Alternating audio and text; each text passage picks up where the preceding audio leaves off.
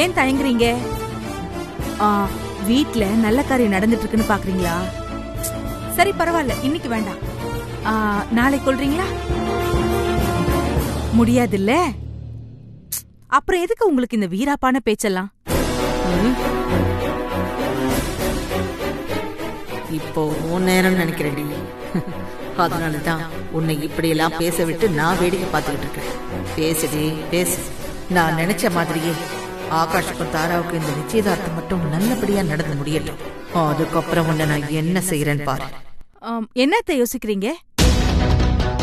இந்த நிச்சயதார்த்தம் முடிஞ்சதுக்கு அப்புறம் எனக்கு என்ன பதிலடி கொடுக்கலான்னா? யோசிங்க யோசிங்க. உங்களால யோசிக்க மட்டும்தான் முடியும். மத்தபடி ஒன்னும் செய்ய முடியாது. கொஞ்ச நேரத்துக்கு முன்னாடி வாசல்ல வச்சு என்கிட்ட நக்கலா ஒரு தத்துவம் சொன்னீங்களே, ஞாபகம் இருக்கா? உங்களை மாதிரி பணக்காரங்களுக்கெல்லாம் எல்லா விஷயமும் சர்வசாதாரணம், என்ன மாதிரி ஒன்னும் இல்லாதவங்களுக்கெல்லாம் சாதாரணம் கூட சாதிக்க முடியாத விஷயம்தான்னு ஒரு உருப்படாத தத்துவத்தை சொன்னீங்களே,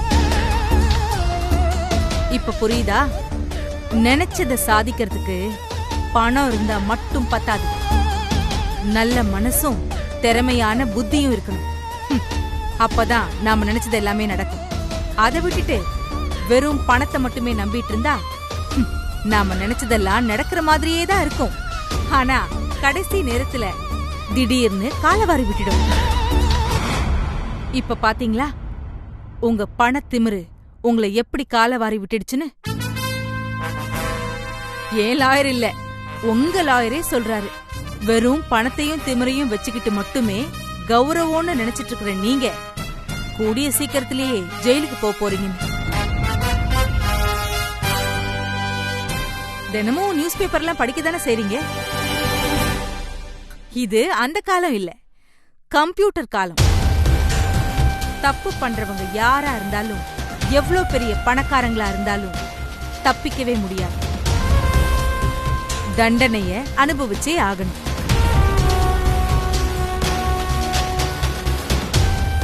அது மட்டும் இல்லாம நம்ம 2 பேருக்கும் 1 வருஷம் 2 வருஷ கணக்கா, 25 வருஷ கணக்கு.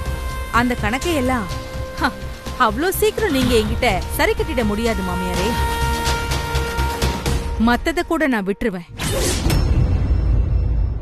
ஆனா வாழ வேண்டிய வயசுல இருக்கிற என் புள்ளையையும் தென்றலையும் இரக்கமே இல்லாம ஆக்சிடென்ட் பண்ணி கொல்ல பாத்தீங்களா? அத மட்டும் நான் விடவே மாட்டேன். கொஞ்சம் கூட இரக்கமே இல்லாம நீங்க செஞ்ச அந்த பாவத்துக்காக கண்டிப்பா ஜெயிலுக்கு போயே ஆகணும்.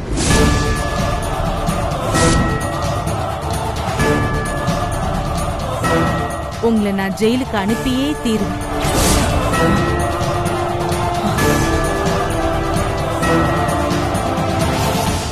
வேற வழியே இல்ல. நீங்க கண்டிப்பா ஜெயிலுக்கு போகத்தான் போறீங்க. எப்படி ஜெயிலுக்கு போவேன்னு சொல்றேன்னு பாக்குறீங்களா? உங்க கௌரவத்தை விட்டு கொடுத்துட்டு நீங்க ஒவ்வொரு வாய்தாவுக்கும் கோர்ட்டு படிய மிதிக்கிறதுக்கு விரும்ப மாட்டீங்க. நானும் கேஸ வாபஸ் வாங்க மாட்டேன். அப்போ கண்டிப்பா நீங்க ஜெயிலுக்கு போய் தானே ஆகணும். அதனால தப்பிக்கிறதுக்கு வேற ஏதாவது வழி இருக்கான்னு யோசிச்சு தேவையில்லாம நேரத்தை வீணாக்காம சீக்கிரமா கீழே வந்து உங்க பேரனுக்கும் தாராவுக்கும் நடக்க போற நிச்சயதார்த்தத்தை மட்டுமாவது கண்ணால பார்த்து சந்தோஷப்படுங்க.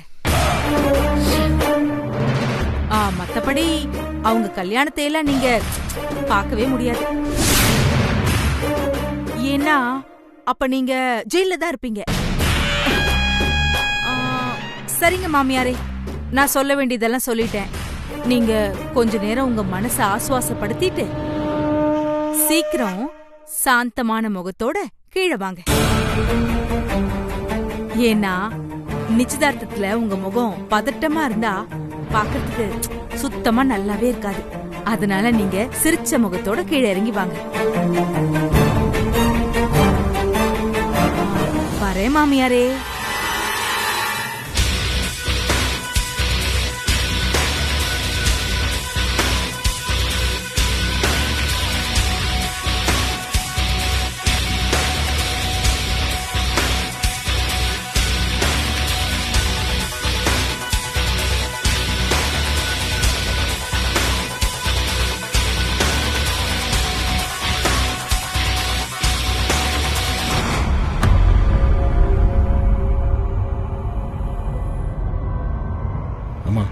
மேலே போய் ஆண்டாள் பட்டிட்டு என்னம்மா சொன்னீங்க?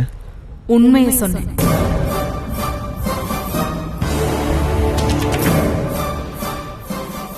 நாடியை எடுத்து லக்ன பத்திரிகை வர எழுதியாச்சு.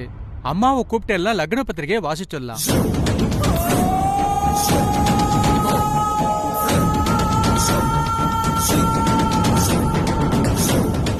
உங்க அம்மா ரூம்ல தான் இருக்காங்க, போய் கூட்டிட்டு வாங்க.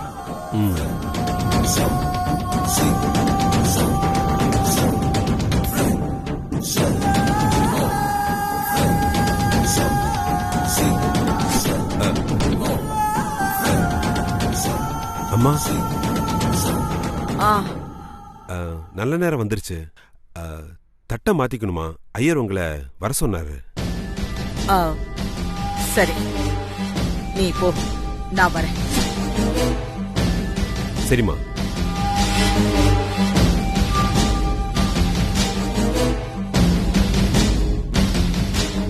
சாமி, அம்மா இப்ப வந்துருவாங்க. சரி.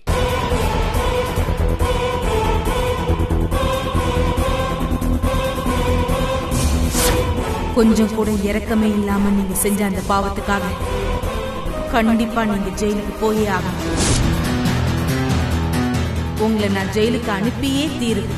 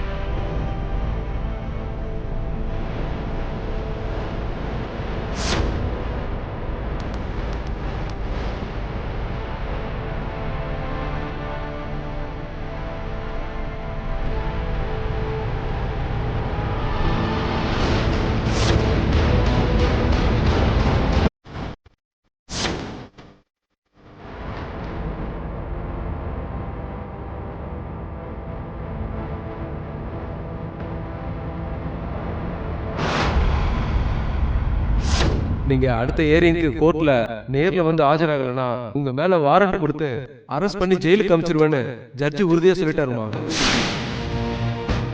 இல்லைன்னு வச்சுக்கோங்களேன், அந்த சாரதாம்மா கையில காலில் விழுந்து எப்படியாவது இந்த கேஸை வாபஸ் வாங்க வைக்கணும். இல்லைன்னா நீங்க ஜெயிலுக்கு தாம்மா போகணும்.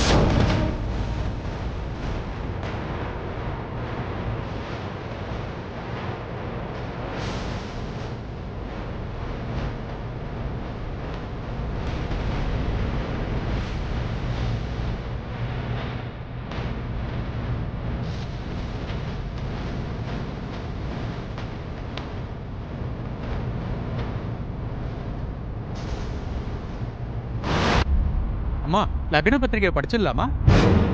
ஆ,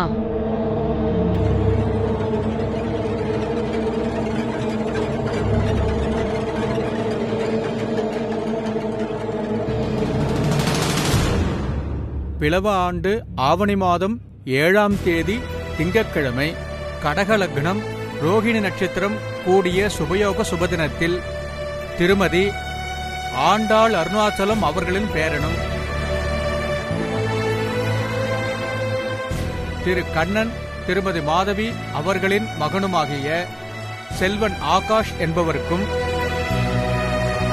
திரு விஸ்வநாத் அவர்களின் தெய்வத்திரு தெய்வானை அவர்களின் மகளாகிய செல்வி தாரா இருவருக்கும் இருவீட்டார் ஒப்புதலுடன் திருமணம் செய்து வைக்க முடிவு செய்யப்பட்டு இரு குடும்பத்தாரின் பெரியோர்களின் முன்னிலையில் இன்று நிச்சயம் செய்யப்படுகிறது. சுபமஸ்து சுபமஸ்து சுபம்.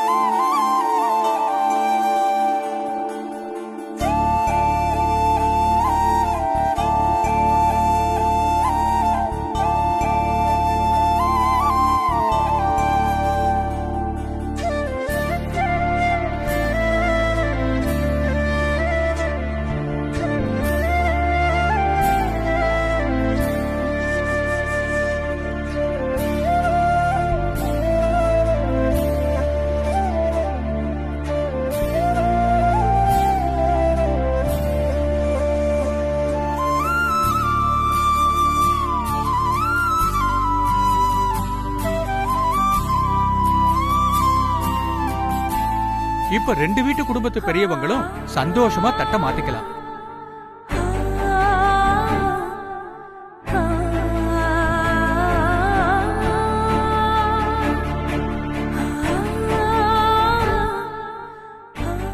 மாதவி, வா தட்டை வாங்கிக்கலாம். சும்மா இருக்கீங்களா?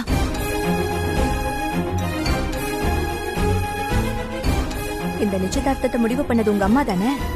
அவங்களே போய் வாங்கிக்க சொல்லுங்க.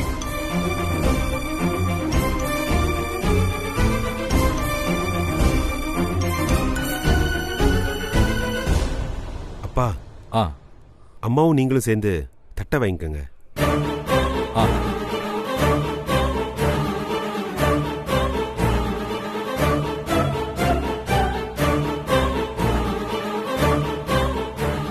ஆண்டாள், ஆண்டாள், வா.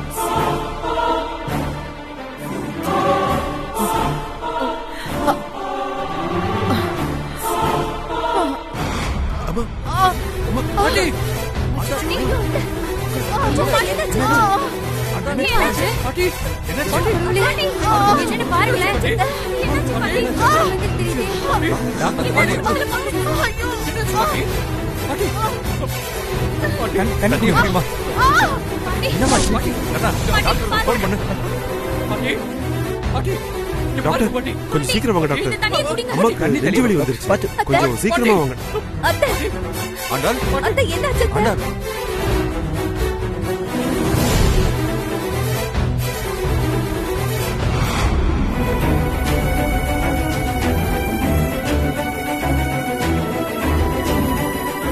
வாங்க டாக்டர். பாருங்க டாக்டர். கொஞ்சம் தள்ளுங்க.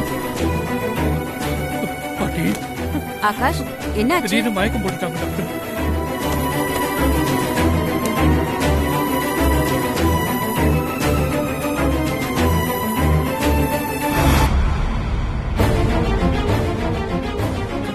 பாட்டி, ப்ளீஸ் பாட்டி.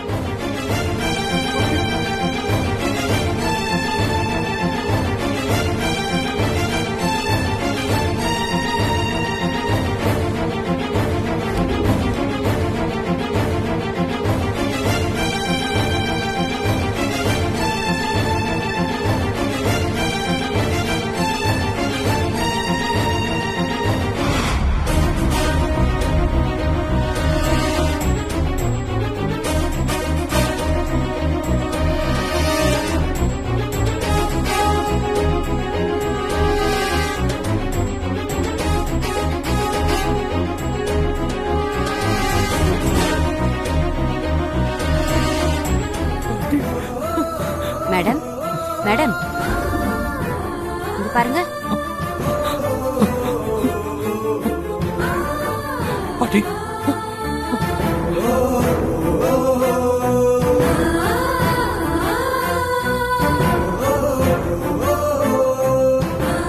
பாட்டி,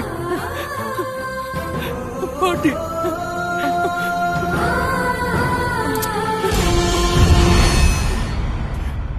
என்ன பாட்டி?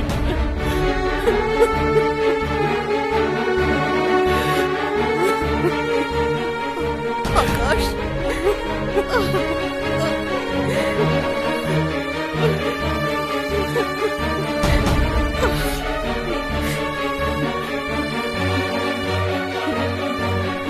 எனக்கு ஒண்ணும் இல்ல ஆகாஷ், ஒண்ணும் இல்ல. டாக்டர், பாட்டிக்கு என்னாச்சு doctor? Heart attack.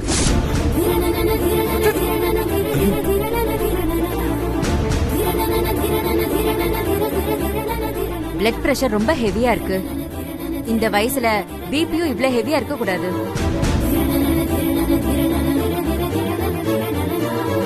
Heart beat எல்லாம் அளவுக்கு அதிகமா இருக்கு. இவங்க ஏதோ சொல்ல முடியாத கஷ்டத்தை நினைச்சு ரொம்ப டென்ஷன்ல இருக்காங்க போல இருக்கு.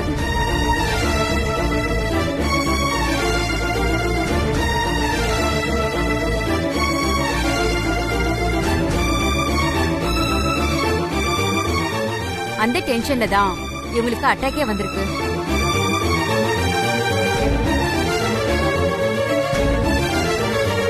நல்ல வேலை, கரெக்ட் டைம்க்கு எனக்கு கால் பண்ணீங்க.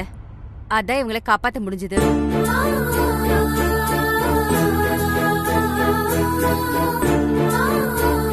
கொஞ்சம் லேட் பண்ணியிருந்தாலும் இவங்க உயிருக்கே ஆபத்தாயிருக்கும்.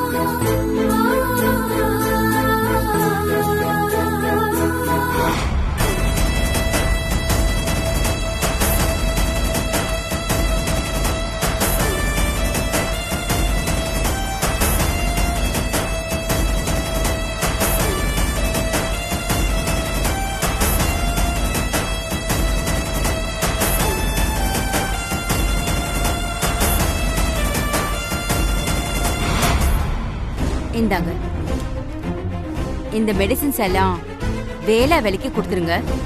அப்புறம் இனிமே இவங்களுக்கு எந்த டென்ஷனும் இல்லாம பாத்துக்கோங்க. ஏன்னா அதுக்கப்புறம் செகண்ட் அட்டாக் வந்துச்சுன்னா காப்பாத்துறது ரொம்ப கஷ்டம்.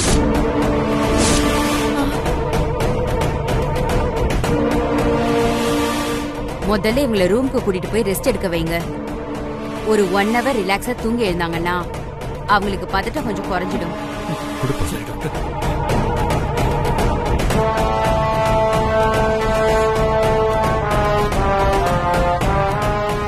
ஏதாவது ஒண்ணுனா எனக்கு கால் பண்ணுங்க. சரி doctor. Thank you doctor. It's okay.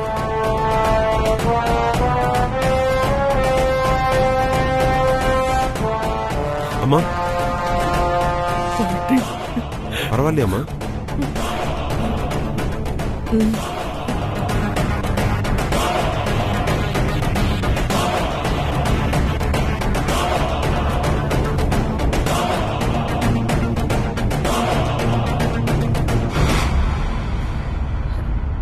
நான் இப்ப சரியாயிட்டேன்ல. சீக்கிரம் தட்டை மாத்தி நல்லபடியா இந்த நிச்சயதார்த்தத்தை முடிச்சுக்கலாமா?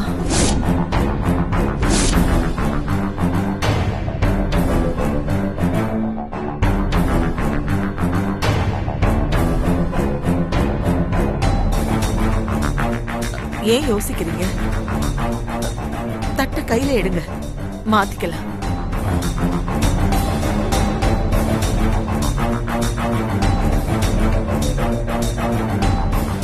சார், தட்டை எடுக்காதீங்க.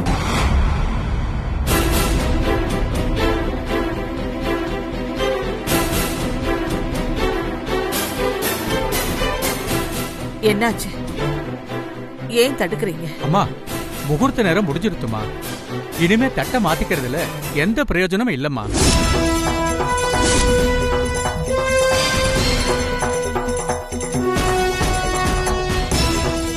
அது மட்டும் இல்லாம இப்படி ஒரு நல்ல காரியம் நடக்கும் போது உங்களுக்கு திடீர்னு ஹார்ட் அட்டாக் வந்தது எனக்குன்னு பெரிய அபசகுணமா படுதுமா. அதனால அவசரப்பட வேண்டாம். இன்னும் கொஞ்ச நாளைக்கு பொறுமையா இருக்கும். ஒரு நல்ல நாள் பார்த்து நிச்சயதார்த்தம் அப்ப வச்சுக்கலாம்.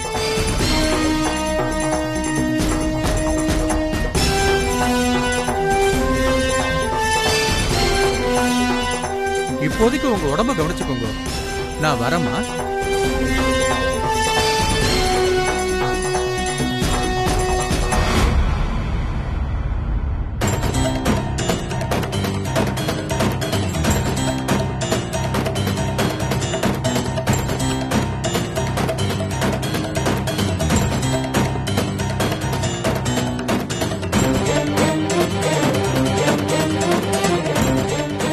ஓகேம்மா, டேக் கேர்.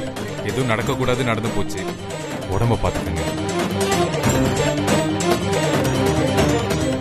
இன்னொரு நாள் பார்த்துக்கலாம். வரேங்க.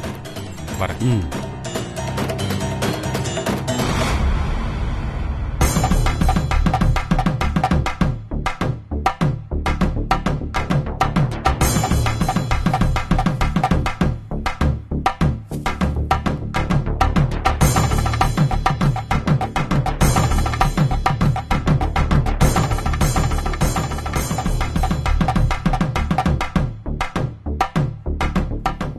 பாட்டி, உங்க உடம்ப பாத்துக்கோங்க. Take care.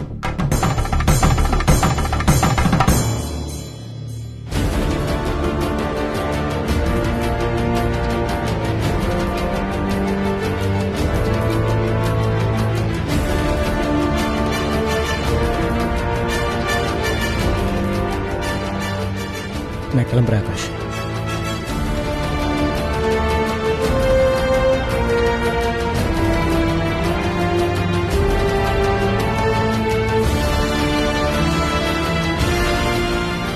உடம்ப பாத்துக்கோங்க பாட்டி.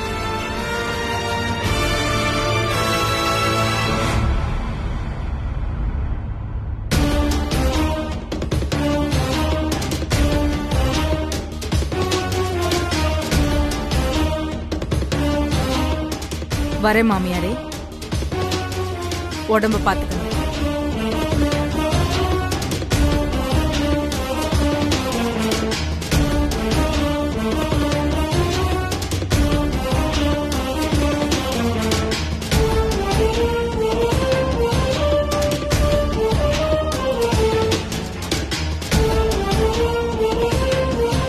பாட்டி மேல ரூம்ல போய் படுத்துக்கோங்க பாட்டி. ஆமாமா வாங்க பாட்டி. மேல வாங்க ஆண்டாள். வா ஆண்டாள். பாத்துமா பாத்து.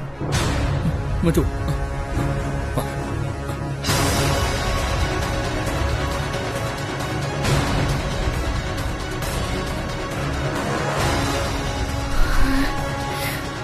அப்பா கடவுளே, என் வேண்டுதலை நிறைவேற்றிட்ட.